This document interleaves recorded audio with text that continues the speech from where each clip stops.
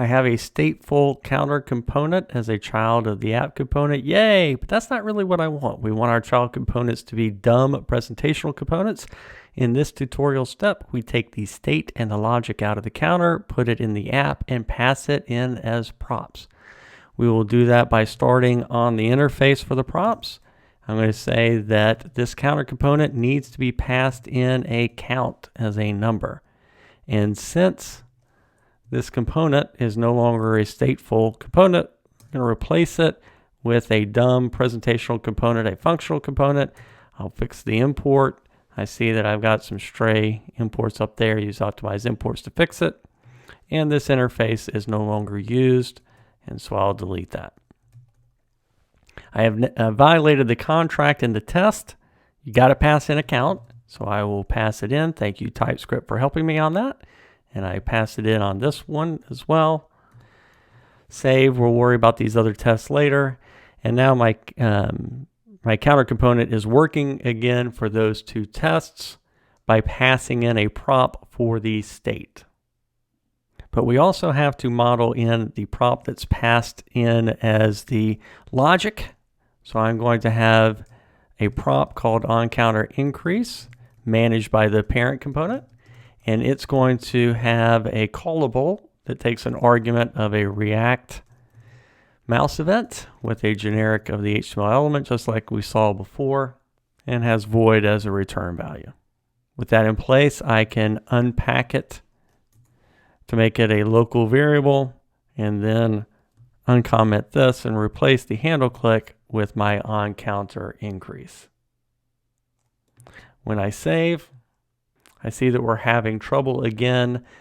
The TypeScript compiler is failing faster, saying that I am missing something. I got to pass in not just the state, but a callable. I will use just to make a fake callable and then pass that in. Do the same on this test. And with that in place, my two tests should now pass. And I see that that's true. These two tests do pass. Let's take a look at the third test. What we want is something that knows that it was clicked and that clicking was given the correct information. First, I will start by deleting these two tests. We don't really care what they started with because it's the parent component's job. In this test, I will replace it and use this handler that's passed in as the prop and check to see, use it as a spy and check to see that it was called with the information that we're passing here with the click event. And with that in place, we see that that third test does indeed pass. We could, of course, delete this test. It's the responsibility of the parent now to detect the increment by 10. We'll leave it here for now. This is actually pretty heavy. We're picking apart the event in the child component. Can we make it dumber? We can. We're going to say that it doesn't know about events. It just knows about booleans. You pass it in whether shift was pressed or not, and then it will do the right thing.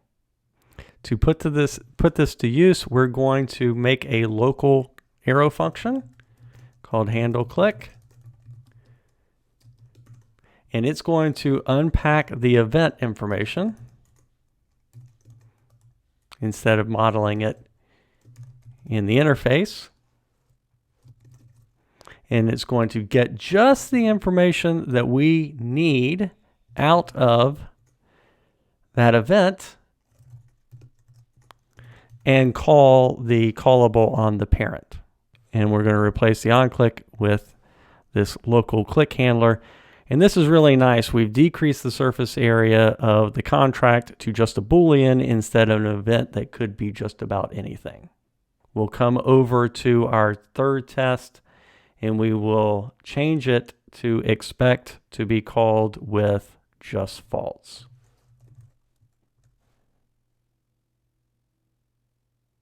That test passes. We'll go ahead and delete this test since it's just a variation on what it was called with.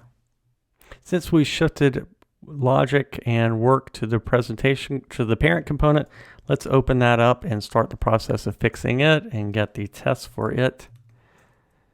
On the other side, we see we have a pretty simple component here. We're going to need to model the state of the counter. So we're going to put the iCounter state back in place, and it's going to have a count that's a number.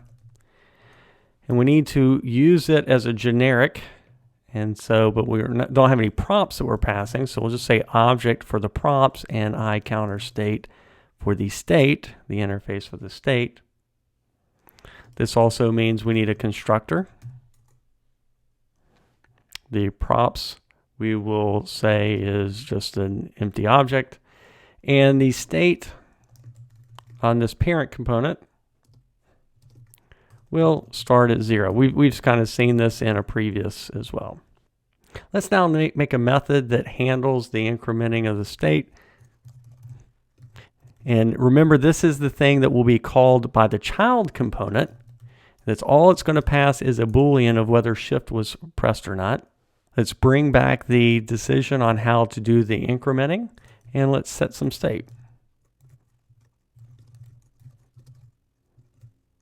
But doing this as a method isn't exactly the right thing. We're going to have the same problem with it being bound, where this is bound to the event instead of the component instance.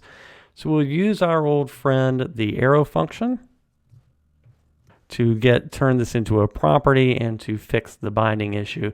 We can now go down into the render, and when we instantiate our counter, we got to pass along a prop, and TypeScript tells us what the prop is supposed to be, and we can just say this.increment. We also, though, need to pass the original starting point, which is started on not just the starting point, but the current value, which will be updated on the parent every time the click is handled.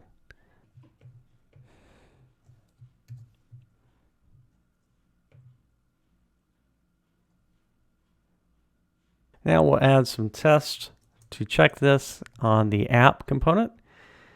I'll paste in the tests and generate my imports to get it working. We'll skip over this ESLint error for now and save to see if these tests run.